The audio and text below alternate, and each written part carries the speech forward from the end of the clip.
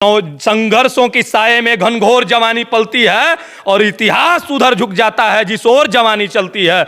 अगर नौजवान हैं, जवान हैं, इसीलिए मैं नौजवान और जवानों का समर्थन करता हूं, क्योंकि मैं एक युवा हूं। देश के युवा बेरोजगारी से तरास तरास है। दोस्तों, आप देख रहे हैं ये मिट्टी न्यूज सी। दोस्तों, हम संघर्ष के वादी हैं और बाबा साहब का जो कि वंशज हैं। दोस्तों, ऐसे जो कि हुनकार और ऐसी ताकत रखने वाले और 21 अगस्त को अपना ताकत दिखाने वाले व्यक्ति से फिर से जो कि आज हमारी जो कि मुलाकात हुई है और हम आज उनसे उन्हीं के भाषा में और ऐसे वक्तव्य के साथ जो कि बात करने जा रहे हैं। आप लोग से जो कि निवेदन है कि आप लोग चैनल पर जो कि बने रहें। सर, मैं आपसे पहले भी जो कि मिल चुका हूँ, लेकिन उस जे की बात में और आज की जे की बात में कुछ बहुत अंदाज जे के अलग और कुछ विषय भी अलग है। आप अपने आप को जे कि एक संघर्षशील और एक संघर्षवादी जे की बातें जे की बताते हैं, लेकिन आज जे कि मैं संघर्ष के बारे में भी जानूंगा और अपने जे कि दोस्तों को भी जे कि बताने का जे कि प्रयास करूंगा कि अभी आप जे कि उत्तर प्रदेश में संघर्ष की जे की बातें करते हैं, लेकिन हरियाणा में अभी जे कि चुनाव हो रही है और वहाँ पर जे कि चंद्रशेखर आज़ाद उर्फ रावण के काफिले पर जे कि हमला जे कि हुआ है, उस हमले को जे कि किस नज़रिए से और कैसे देख रहे हैं सर? सबसे पहले बहुजन समाज में जन्मे संतों, गुरुओं, महापुरुषों को मैं चरण वंदना करता हूँ और विशेषकर बाबा साहब डॉक्टर भीमराव अम्बेडकर, मान्यवर साहब कांशीराम, ज्योतिबा फूले, सावित्रीबाई फूले, बाबू जगदेव सिंह कुशवाहा, उन लोगों के श्री चरणों में श्रद्धा का सुमन पुष्प अर्पित करता हूं। और मैं MBT न्यूज सी के माध्यम से आपके जानने और सुनने, आपको देखने वालों सबको क्रांतिकारी इकबाल जय भीम पेश करता हूं। आवाज़ तो आपके जे कि बहुत बेहतरीन है, आपका जे कि बात करने का अंदाज भी जे कि बहुत बेहतरीन लग रहा है। लेकिन सर जी कि मेरा जे कि पूछना था आपसे कि चंद्रशेखर आज़ाद रावण के ऊपर जे कि काफिले के ऊपर जे कि हमला हुआ है, उसको आप किस नज़रिए से देख रहे हैं? देखिए, जो बड़े भाई एडवोकेट चंद्रशेखर आज़ाद रावण पे जो हमला हुआ है, इसकी मैं घोर निंदा करता हूँ। ऐसा नहीं होना चाहिए, लेकिन ऐसा आज इसलिए हो रहा है कि दलित समाज, पिछड़ा समाज, वंचित समाज जो है, कि जो कुछ ऐसी औक्षित मानसिकता के लोग हैं जो पिछड़े समाज को, दलित समाज को, कमेरा समाज को, किसान समाज को, किसान के बेटे को आगे बढ़ते हुए देखना नहीं चाह रहे हैं। इसीलिए बड़े भाई एडवोकेट चंद्रशेखर आज़ाद रावण पर बार बार हमला कराया जा रहा है। इसकी मैं घोर निंदा करता हूं और सरकार से मांग करता हूं कि इसका बड़ी स्तरीय जांच हो और ऐसा फिर पुनरावृत्ति ना हो।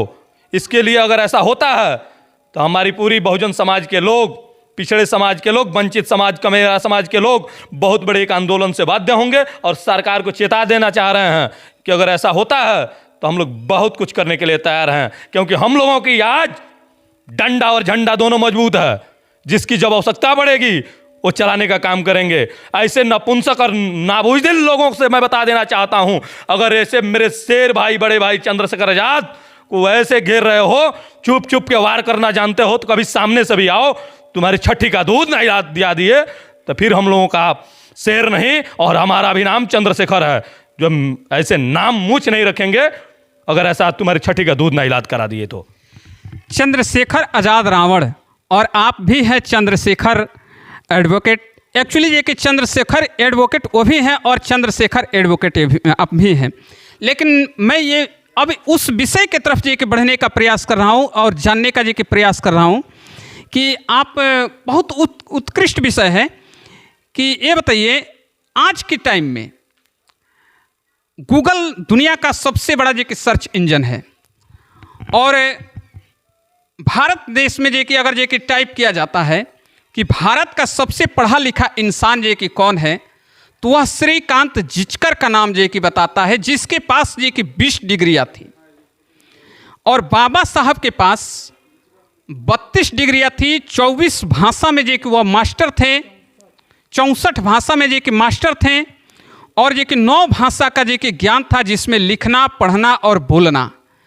ऐसे व्यक्ति को जे कि गूगल नहीं बताता है कि पढ़े लिखे इंसान हैं, लेकिन ये कि श्रीकांत जिचकर के पास, जिनके पास 20 डिग्रियाँ है, उनको जो है कि क्यों बताता है कि ये कि सबसे पढ़े लिखे इंसान है। इसके बारे में जो कि आपकी क्या राय है? देखिए, आप नहीं जानते हैं, आप लोग मीडिया कर्मी बंधु हैं, आप लोग ये भी जानते हैं जो गूगल का जो मालिक है वो कौन है, और जिसका नाम आता है वो कौन है? क्या कोई चाहता है? गूगल से हम लोग क्या मतलब है? गूगल को बनाया कौन है? गूगल को हम ही और आप ही लोगों ने ही बनाया है, इंसान ने। कौन है? हमारे बाबा साहब भगवान भीमराव अंबेडकर जी को भारत ही क्या पूरे विश्व में गूगल को बताने से होगा। पूरे विश्व के चराचर प्राणी जानते हैं कि बाबा साहब अंबेडकर कौन है, और जिसका नाम आप रख रहे हैं उसको मैं जानता भी नहीं हूं कौन है। बाबा साहब अंबेडकर एक महापुरुष हैं जिसकी तुलना जिचकर और जैसे अरे गूगल फूगल से नहीं हो सकती है। अरे गूगल के बताने से हमारे बाबा साहब को नहीं जाना जा सकता। हमारे बाबा साहब को पूरे विश्व के चराचर प्राणी जानते हैं, तो जिचकर सिचकर और गूगल को बताने से कोई मतलब नहीं रखते हैं। लेकिन सर जी कि गूगल जो है कि मानना पड़ेगा कि विश्व का सबसे बड़ा सर्च इंजन है, तो उस पर जो है कि नाम जो है कि आना चाहिए, लेकिन नहीं आ रहा है, तो यह जो कि दुर्भाग्य की बात जो कि होगी। लेकिन सर जी कि आज आप जो कि कह रहे हैं कि दलित समाज, तो मैं यह जानना चाहता हूं कि क्या दलित समाज के लोग जो कि आज प्रोफेसर नहीं हैं? क्या हमेशा की तरह जो कि दबाए गए हैं, या हमेशा जो कि दबाए जा रहे हैं अन्य जो कि बिरादरियों के द्वारा, जो कि अन्य समाज के द्वारा? दलित केवल जो कि अपने कर्मों से दब रहा है, या किसी के दबाने से जो कि दब रहा है?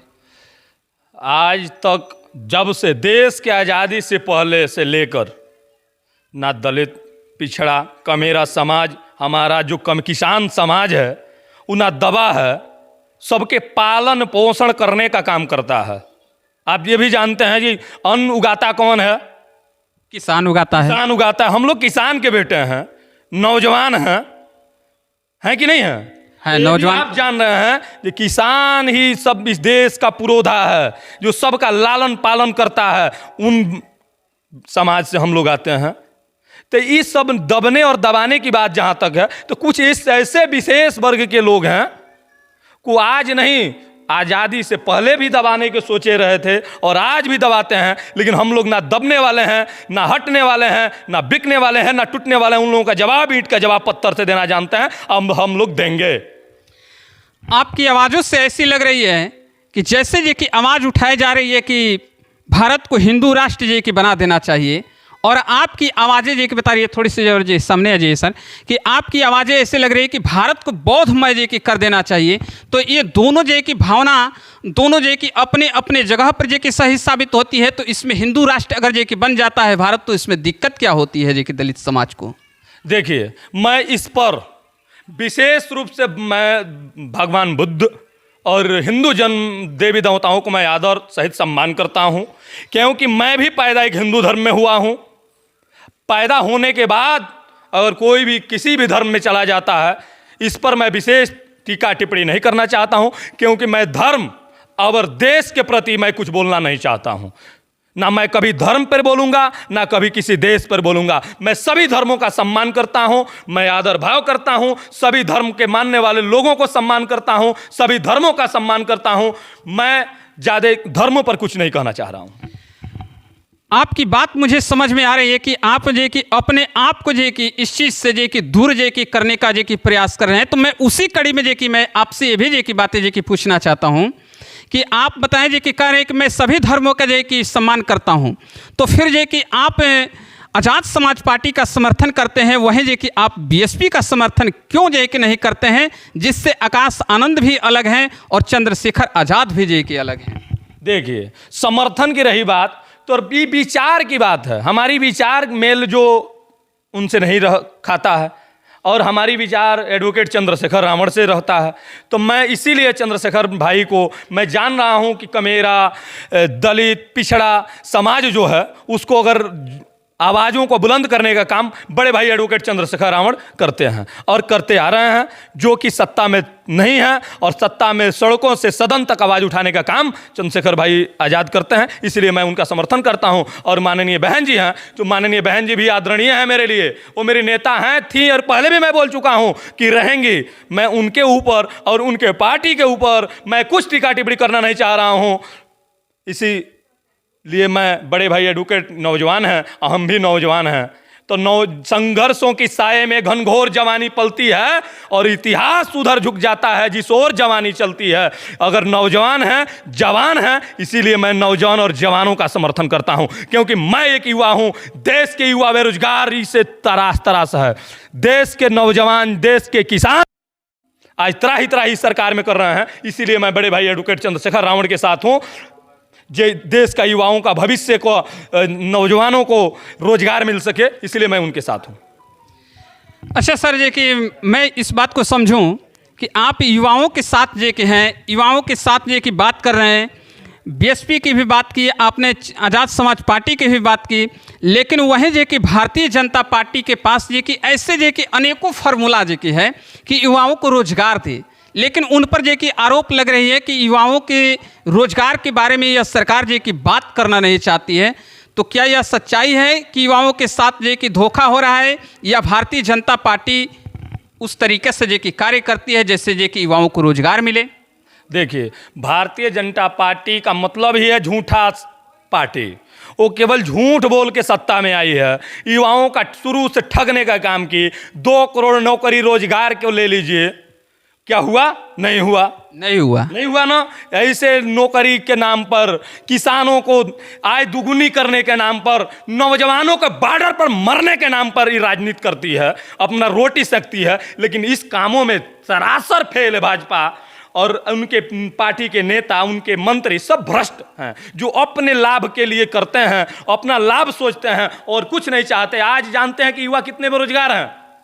जान रहे हैं ना आप? युवा बेरोजगारी से अपना आत्महत्या कर रहा है, किसान अपनी आय को लेकर आत्महत्या कर रहा है, नौजवान 4 सालों के लिए बॉर्डर पर अग्निवीर की व्यवस्था बना के भाजपा सरकार वालों ने उनको ठगने का काम किया। कोई भर्ती आ रहा है, पेपर लीक हो जा रहा है, कोई परीक्षा देने पर लीक हो जा रहा है, कोई कुछ हो जा रहा है। बताइए, 69,000 शिक्षक भर्ती अभी आप लोगों ने, हाई कोर्ट कुछ आदेश करता है तो सुप्रीम कोर्ट कुछ आदेश करता है। इन्होंने टिकड़मबाजी लगा के, अपनी व्यवस्थाएं लगाकर युवाओं को ठगने, नौजवानों का ठगने, किसानों को ठगने के अलावा कुछ नहीं करते हैं भारतीय जनता पार्टी वाले। अब एक जे कि मैं अब ऐसा जे की बात जे कि करने जा रहा हूं कि मुझे भी समझ में आ रहा है और आपको भी समझ में आना चाहिए कि बालाजी में जे कि प्रसाद को लेकर जो मैटर जे कि हुआ था, उसे चंद्रबाबू नायडू ने जे कि उठाया था, लेकिन उन्हें चंद्रबाबू नायडू के जी की आवाज़ को दबाकर सुप्रीम कोर्ट ने जी की यह बातें स्पष्ट कर दिया कि नहीं, यह गलत है, या इस लड्डू में, इस प्रसाद में ना ही किसी गाय की मांस है और ना ही जी की मछली का तेल है। तो इसमें जे कि क्या मिला जुलाकर हिंदू भावनाओं के साथ जे कि ठेस पहुंचाने का प्रयास पहले हुआ और फिर जे कि सुप्रीम कोर्ट ने उसी चीज़ को दबाने का जे कि प्रयास किया है। देखिए, अगर मैं इसके बारे में अब क्या हो रहा है, क्या नहीं हो रहा है, जो आपने बताया कि लड्डू के लेकर, गाय की चर्बी के लेकर, मैं इस पर हम आपसे पहले ही स्पष्ट कर दिया हूं, ना मैं देश पर खिलाफ बोल सकता हूं, ना किसी धर्म के खिलाफ बोल सकता हूं। ये बड़े लोगों का काम है, बड़े इसकी जांच हो कि क्या सही और क्या गलत है। माननीय हम सुप्रीम कोर्ट का भी पालन करते हैं और चंद्रबाबू नायडू अगर क्या सही था, क्या गलत था, मैं इस पर कुछ विशेष फोकस करना नहीं चाहता हूं। चलिए, बहुत बढ़िया कि आप ऐसे जे कि बातों पर जे कि विचार नहीं रखते हैं, लेकिन आप जे कि राजनीतिक माहौल को समझते हैं और राजनीतिक माहौल के बारे में जे कि आप एक एडवोकेट हैं, तो आपसे जे कि बेहतरीन जे कि कोई नहीं समझ पाएगा। आपकी पार्टी जो आज़ाद समाज पार्टी है, वह क्या हरियाणा में किस तरीके का परफॉर्मेंस करने जा रही है? अरे, हम लोग सरकार बनाने जा रहे हैं हरियाणा में सरकार बनाने जा रहे हैं। हरियाणा में आप शब्द में ही आपको मैं बता दूं कि हरियाणा में हम लोग जीतने जा रहे हैं, 1/3 सीट जीतने जा रहे हैं। हम लोग सारी पार्टियां हम लोगों से लड़ रही हैं। जो चौटेला साहब हैं, उनको हम लोग हरियाणा का मुख्यमंत्री बनाने जा रहे हैं। ये तो गजब की बात हो गई कि आप जे कि ना ही वहाँ अपने सिंबल जो उत्तर प्रदेश में सिंबल मिला है केतली चुनाव चिन्ह आज़ाद समाज पार्टी का, वहाँ जे कि केतली भी सिंबल जे कि नहीं रहेगा। आप जे कि निर्दल में जे के हैं तो आप जे कि कैसे जे कि वहाँ जे कि चुनाव जीत पाएंगे सर? देखिए, एक चुनाव आयोग होती है, जो चुनाव आयोग परमानेंट आज़ाद समाज पार्टी के चुनाव चिन्ह क्लियर नहीं किया है, इसीलिए केवल उत्तर प्रदेश के लिए और भी कुछ राज्य और अन्य राज्यों के लिए एक हुआ था, जो कि इसीलिए हरियाणा में वो नहीं मिला है। और हम लोग उसी दुष्यंत सिंह चौटेला के चुनाव चिन्हों पर चुनाव लड़ेंगे और हम लोग जीतेंगे और वहाँ समर्थन की सरकार बनाएंगे। और अच्छा सर जी कि मैं अब थोड़ा सा जे कि इससे जे कि हट कर जे कि बात करने का जे कि प्रयास कर रहा हूँ कि मुझे नहीं लगता कि जिस प्रकार से हिंदू देवी देवताओं को जे कि लोग प्रमोट करते हैं, वैसे जे कि बौद्ध धर्म को भी जे कि प्रमोट करने लोगों के लिए कि अच्छा रहेगा या जे कि अच्छा नहीं रहेगा सर? जो मानते हैं, अगर बौद्ध धर्म को मानते हैं, उनके विचारों को फॉलो करते हैं, भगवान बुद्ध के विचारों को फॉलो करते हैं, उनको भी बधाई। और जो हिंदू धर्म के देवी देवताओं को मानते हैं, उनको भी बधाई। बहुत बढ़िया सर, आप जे कि सभी धर्मों का सम्मान करते हैं, लेकिन अब जो है कि हमें जो कि ये बात बताइए कि उत्तर प्रदेश में जब से जो है कि बालाजी का मैटर जो कि सामने आया है, तब से जो कि एक बार नहीं दो बार जो कि हुआ कि उत्तर प्रदेश में नेम प्लेट लगाना जो कि ज़रूरी है। नेम प्लेट लगाकर जो कि दुकान चलाएं। मैं समझता हूं कि अगर जो कि कोई ब्राह्मण जो कि दुकान पर अपना नेम प्लेट लगा ले तो उसके लिए तो अच्छा है, उसके लिए सौभाग्य की बात है। लेकिन अगर कोई दलित समाज का व्यक्ति जो कि अगर दुकान चलाता है तो उसके लिए क्या जो कि सही रहेगा या गलत रहेगा? देखिए, नेम प्लेट लगाना और ना लगाना ये अपनी भावनाएं हैं, फंडामेंटल लोगों की राइट्स हैं। जो अगर ऐसे ही सरकार काम करेगी, बहुत ही सरकार गलत की है। नेम प्लेट लगाना और ना लगाना ये जो रोजगार करते हैं उनके ऊपर है, उनकी मर्जी अगर हो तो अपना नेम प्लेट लगाएं, अपना एडवर्टाइजमेंट करें, और ना मर्जी हो तो सरकार इस पर दबाव ना दे। वो अपने मर्जी, उसकी फंडामेंटल राइट्स है और संविधान इसको आज़ादी देता है कि वो अपने हिसाब से अपना कार्य करेंगे। संवैधानिक दायरे में रह के अगर कार्य करते हैं तो इस पर सरकार को हस्तक्षेप नहीं करना चाहिए।